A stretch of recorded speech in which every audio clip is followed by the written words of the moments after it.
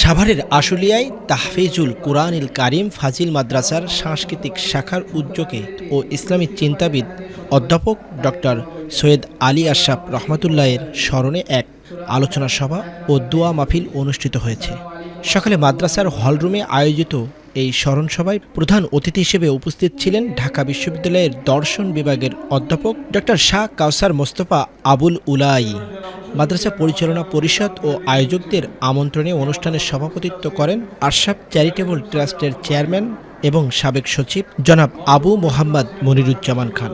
অনুষ্ঠানে আমন্ত্রিত বক্তারা অধ্যাপক ডক্টর সৈয়দ আলী আশরাফ রহমাতুল্লাহের বর্ণাঢ্য কর্মজীবন, শিক্ষা ও গবেষণার ক্ষেত্রে তার অসামান্য অবদান এবং তার আদর্শিক জীবন ও দর্শনের উপর আলোকপাত করেন। তারা বলেন, জাতীয় ও আন্তর্জাতিক পর্যায়ে ইসলামী শিক্ষা ব্যবস্থা এবং জ্ঞান চর্চায় ডক্টর আশরাফের অবদান চিরস্মরণীয় হয়ে থাকবে। আলোচনা শেষে মরহুমের রুহের মাগফিরাত ও দেশের কল্যাণ কামনা করে বিশেষ দোয়া ও মোনাজাত পরিচালিত হয়। আমাদের প্রাণপ্রিয় কোমল ছাত্রছাত্রীরা, আসসালামু আলাইকুম ওয়া রাহমাতুল্লাহি ওয়া বারাকাতুহু। আশরাফ স্যার ছিলেন, আমি বলব, brightest star in the sky. আকাশে সবাই যেগুলো তারকারাজি থেকে আল কোরআনের উপরে আর কোনো গ্রন্থ নাই। কোনো যত গ্রন্থ আছে, যত কিতাব, সেগুলিও তার চরিত্র হারিয়ে ফেলেছে। আসমানি কিতাব আগে আসছে, কোনোটাই নাই, কোরআন রয়ে গিয়েছে। আল্লাহ তাআলা কোরআনকে কিয়ামত পর্যন্ত হেফাজত করবেন, আর সেই হেফাজতের দায়িত্ব তোমাদের উপরে দিয়েছে। তোমরা এটা মুখস্থ করছো, তোমাদের মর্যাদা কত বড়।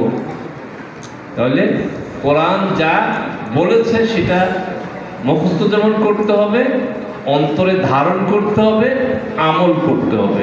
নাকি আমল এই যে খেলাধুলা করলে হবে না, কথা করতে হবে। তাহলে আমি তোমাদের উদ্দেশ্যে কথা বলছি, সবচেয়ে বেশি সম্মান তোমাদের দিয়েছে। তোমরা কি আমাকে অসম্মান করবে? কেউ হাত নাড়াবে না, কথা বলবা। তাইলে কি করতে হবে? কোরআনের